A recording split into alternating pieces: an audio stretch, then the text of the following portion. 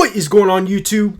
What is going on, Kansas City? And what is going on, everyone? Welcome to the Beat of KC. Today, I'm excited to provide this content to you. And the reason that I'm going to be talking about this one is because this is a player that I'm most excited about for the Kansas City Chiefs coming out of the NFL draft. Now, this was pick number 162 in the 5th round, and that is going to be Noah Gray, a tight end from Duke University. So I'm very excited to provide the content to you guys on Noah, really break down some things that he does well, and talk about his overall experience so far in football at Duke University, leading to the Kansas City Chiefs. So if you're interested, I suggest you stay tuned right after this.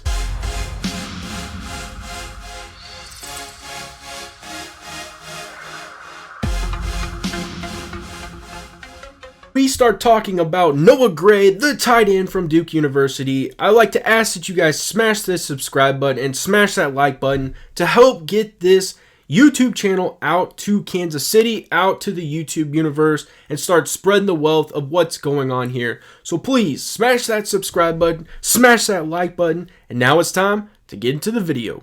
Let's go. Noah Gray, like I said, was drafted in the 5th round. He is a tight end, and I really look forward to the opportunity that he has to provide a lot of positivity to this Kansas City football team, plus the offensive side of the football, and even special teams. I really think that was a big piece that I drew from hearing him talk, was that, he played a lot of special teams. He expects to play special teams, so I do look forward to that. So what I'm going to do first is talk about his career at Duke University, really provide you what he was able to accomplish, and kind of give you the bio of the Duke aspect. So here we go. He said he missed only one game during the tenure. That was 48 career games with 21 starts, and had 105 receptions for 948 yards and 8 touchdowns. It sounds like he averaged 9.03 yards. In 2019, he was second team All-American pick by the Walter Camp Football Foundation, 2019 second team All-ACC choice, two-time academic All-ACC selection. You do like to see academics being a hand in this, obviously. He represented Duke at the 2021 Reese's Senior Bowl. I think that was a major piece as well, and really kind of exposed him a little bit more at the Senior Bowl. He owned 26 games with 2+ receptions, including a career-high 7 catches at Wake Forest in 2019. He caught 4+ passes in 12 contests, reached 20+ receiving yards in 21 games with a career-high 76 yards coming at Wake Forest in 2019. Sounds like he ran up on Wake Forest. Broke Duke's all-time career reception mark by a tight end in 2020. Finished 4th in the program history for most career touchdown receptions by a tight end. Concluded career having caught 1+ reception in 26 consecutive games, and he played 1,890 career snaps. So you like to see that because he is on the field contributing and doing some amazing things from the tight end position. Before I break down exactly how the NFL viewed Noah Gray going into the draft, I'm going to talk about an article Charles Goldman wrote, and I think this really sums up a little bit of what we can expect from Noah Gray. I do feel we may see a little bit more, but this is definitely a good write-up. So here we go. Gray figures to be a matchup player on offense in Kansas City. He's a solid athlete with some wiggle and route running ability like Travis Kelce, so a good comparison right there. And Noah even said himself he looks forward to learning from the best. He runs a 4.55 40-yard dash and can align in a number of different spots within the offense.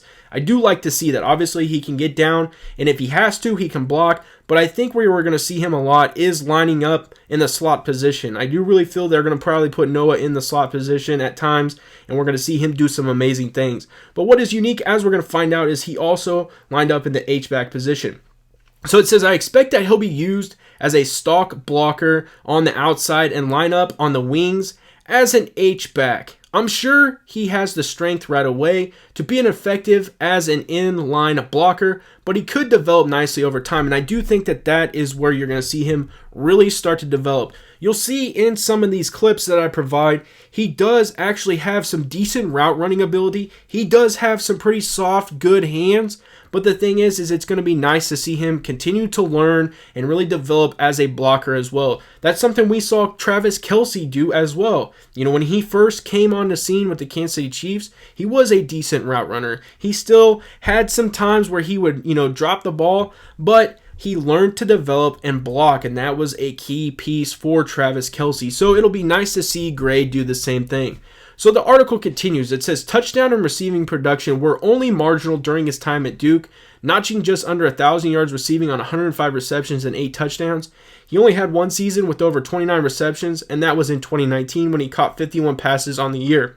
As a rookie, I expect Gray to be a multi-phase special teamer with the Chiefs. He should also push for the number 3 tight end spot on the roster behind Blake Bell. And I do feel that there's a chance if he can show he has good hands, he is somewhat of a decent blocker, he can run solid routes, get hands, and do things like that. I do feel there's a way he could work into the number 2 position, because I do think the more and more weapons Patrick Mahomes has to throw to, I think that is where he could definitely skip over Blake Bell. But we understand Blake Bell is a very good blocker. We understand that that's what he was probably signed back to the Chiefs roster for after he went to the Dallas Cowboys and he returned to the Kansas City Chiefs.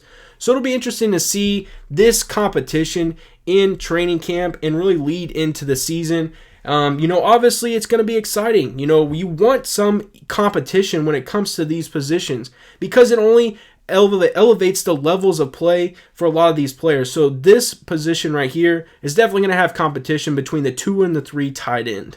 So now what we're going to do is really kind of see what the NFL from a scout perspective really wrote up and envisioned for Noah Gray going into the draft. So I like to provide you what we really see him being used as, but really what was the write-up before and going into the draft. So here we go. It says, Gray understands leverage and how to create some tilt-in coverage, but doesn't have play speed or separation burst to do enough with it. While he's not going to have the size or strength to block defenders when firing off the ball, he has enough athleticism and grit to offer some assistance as a move blocker from slot or wing position. So there's that slot position I was talking about. He has a late round potential and could find a team as a tight end 3/4. Obviously, they do envision him being a part of the special teams as well. So what we see now is going to be his strengths. He was a team captain. Helps out in pass protection with decent mirror and technique. Obviously, we know he does line up in the H-back position as well, and he's also played a lot of tight end.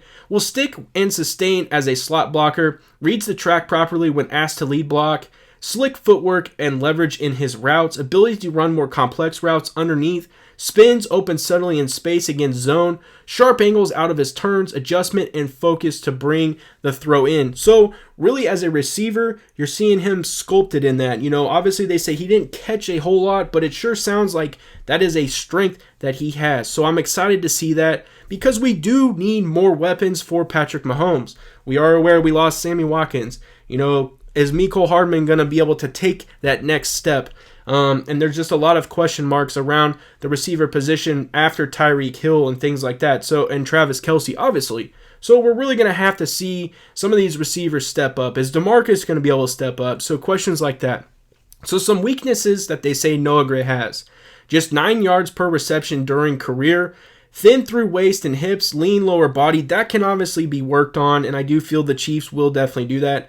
Lacks threatening vertical push off the line. Moves well but doesn't separate much, might not have the ability to attack the seam, lacks agility to move when working at the second level, gets overtaken by force at point of attack as a blocker. So I think this is significant because a lot of these weaknesses I think can be worked on and really be seen from Travis Kelce as a veteran, as someone who's trying to help out a rookie. Travis Kelce was in his shoes at one point. And I do feel that Travis Kelce is an amazing teammate, and I do feel that he's definitely going to help Noah Gray move in the right direction with a positive force. I do think he's going to learn a lot, and I think Travis Kelce is definitely one of those ones that is going to provide a ton of knowledge to Noah and really shore up some of these weaknesses. The final thing that I really want to cover is they give out and issue a prospect grade, and in this situation, they gave Noah Gray a 5.87 and the backup / special teamer. So I really think that this is kind of interesting because how the grading scale goes is 8.0 is the perfect prospect, 7.3 to 7.5 is a perennial All-Pro, 7.0 to 7.1 Pro Bowl talent, it's 6.7 to 6.8 year one quality starter, 6.5 boomer bust prospect, 6.3 to 6.4 will be a starter within the first 2 seasons, 6.1 to 6.2 good backup who could become a starter. I foresee him being in the 6.1 to 6.2. Is he going to become a starter over Travis Kelce? No, but is he going to be a great backup that is definitely going to fill a need?